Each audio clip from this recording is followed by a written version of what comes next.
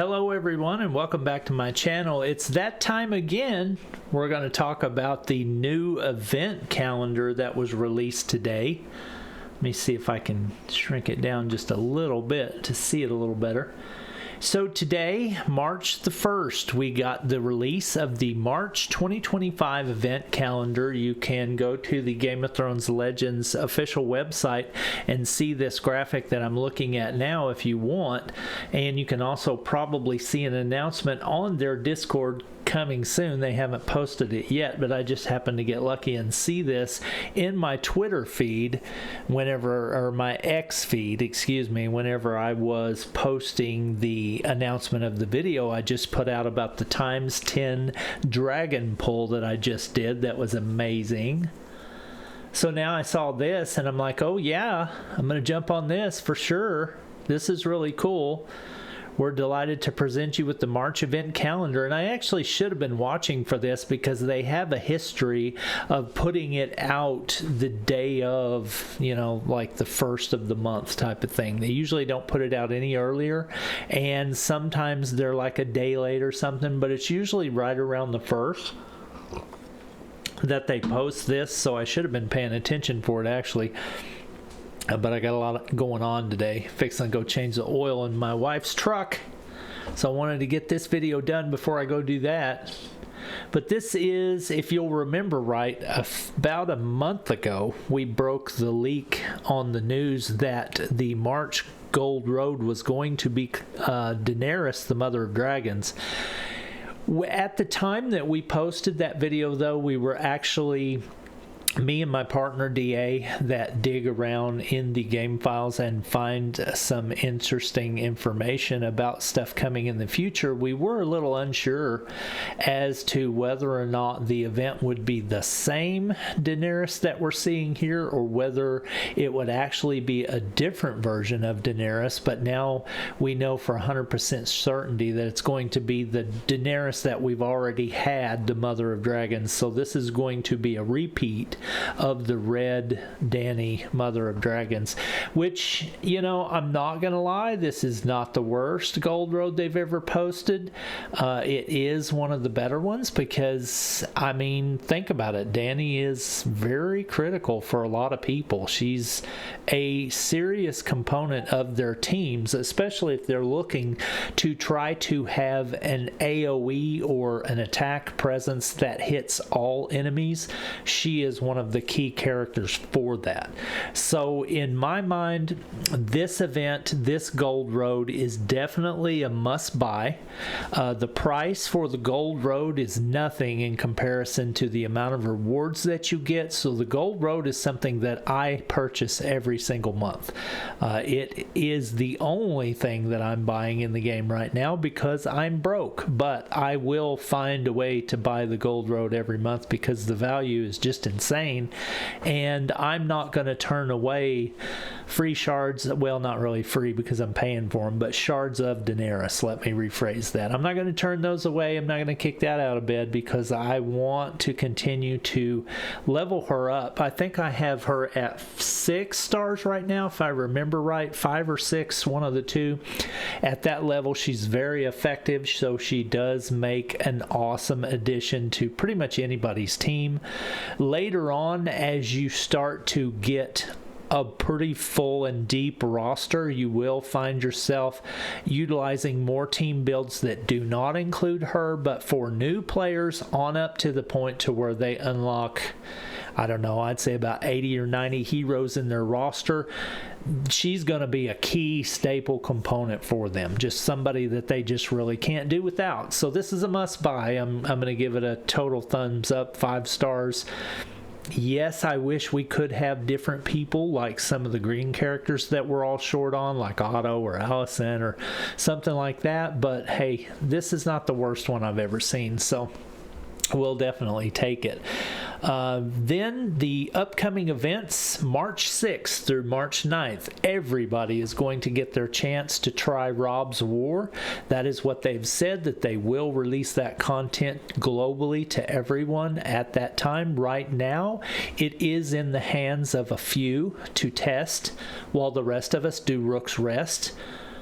So that's, it is what it is. That's how they do it. So that's fine. Let them get the bugs out of the way and over with. And then on March 6th through March 9th, that's when we will see Rob's War. Now, I want to take a pause real quick from the talk about the March calendar to actually throw in something that's specifically aimed at the developers on this Rob's War situation that I'm seeing develop right now.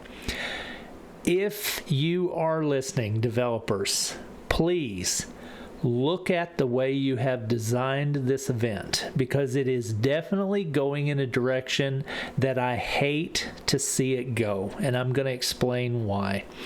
I am seeing people post images of battles that they have had in the Rob's War event where they're getting 98,000 points. Okay, that right there tells me that what they're doing is they're cheesing those levels. And what I mean by cheesing those levels is they have found a way to just sit there and infinitely stack ice and bleed over and over and over and over and over and over, and they have got their characters to a low enough power level to where they're not actually killing the enemies, but they're able to, just through dodging and targeted attacks that are against areas where there are no enemies type of thing, they're able to cheese the event levels and get these insanely high scores. Well, I will say that I'm very glad to see that this event has a mechanic that's different than just who can finish it the fastest, because that definitely is getting old. But the problem with this whole mindset that's around this event right now, from what I'm seeing, is that that is going to lead to people having to spend hours in this event to just sit there and constantly try to cheese these levels as long as they can so that they can increase their score by dragging it out as long as possible. What that's going to do for the rest of us is that's going to cause us to have to spend hours in these events to be competitive, and that's not cool. That has to get stopped. You have to put some kind of a limit on the amount of bleed or ice that can stack per battle or something, to where you finally hit a hard cap and that's the max score you can get. Because allowing people to sit here and do this for hours on end for one particular battle just to get a score of 98,000 is just ridiculous, and it's not going to be something that the rest of us are going to appreciate. Because we're not going to appreciate having to spend hours just to be competitive with those people that just have no life and sit there and do that all day long. People like me, we have jobs, we have lives, we cannot do that. So please, developers, look at that situation and put some kind of hard cap in place to where it stops the infinite cheese of these levels. I've seen it. I know it's there. I've seen scores over 100,000, and that's only possible if people are stalling the battle and cheesing the level. So please look at that and be aware of that, developers, and then that's end of my rant for that. I'm looking forward to Rob's War, though, because the mechanics are different, so it's going to be interesting to see the compositions that you can make. It seems like, from the information that the people on my Discord are feeding me about the abilities that they're finding in the event right now, it seems like that the teams that are going to be effective are the ice teams, the Stark teams, the bleed teams, the Bolton teams, things like that. And that's going to be cool because those are more of a free-to-play friendly type of team. So that seems like that will be an interesting situation for players that have been struggling to get legendary gear from other events. Hopefully this event will be one where they can actually compete using their ice teams that got so heavily nerfed a few weeks back, that have just been devastating to the community and killed a lot of people's desire to play the game because they watched their ice teams go from being effective to being non-effective, and that was very painful for them. So hopefully this will make people want to play the game more again, especially those ones that kind of got their feelings feelings hurt when their teams that they had worked so hard on got crushed by nerfs that really, I didn't really agree with a lot of that stuff because I didn't like the way it made the community feel.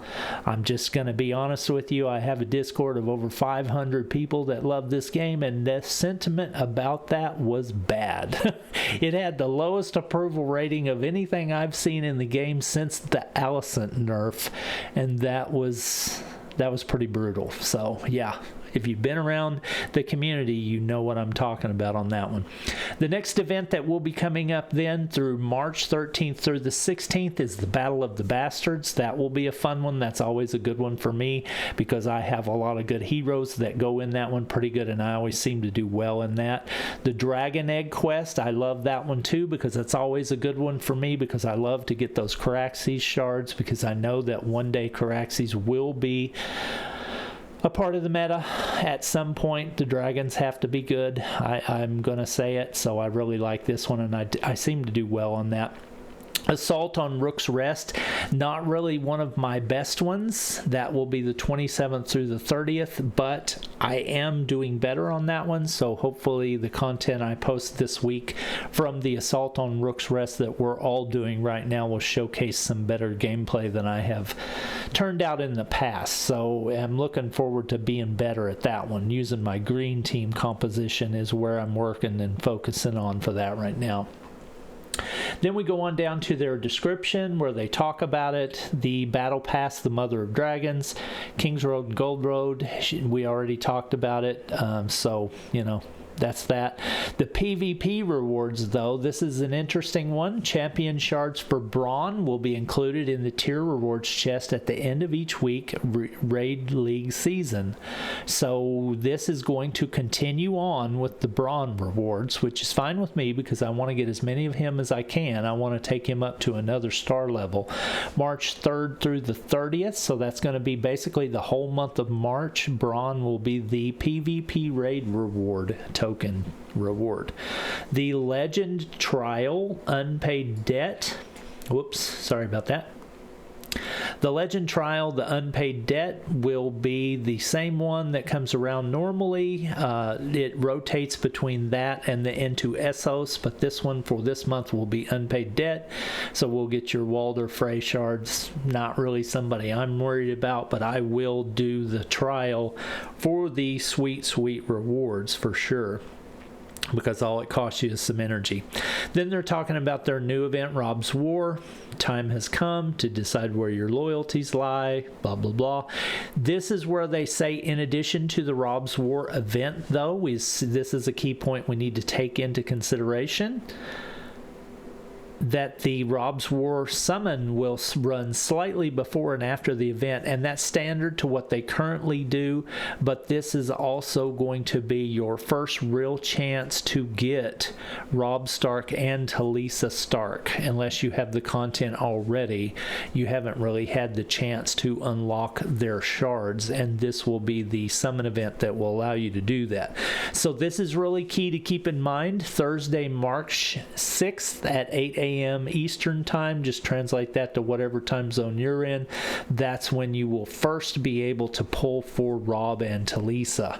Hopefully by that time, with some of the information that people are feeding me on my Discord from their testing, we will be able to determine if they make a good team or not, and I'm thinking they will, so I'm hoping that some interesting team builds come out of that for sure.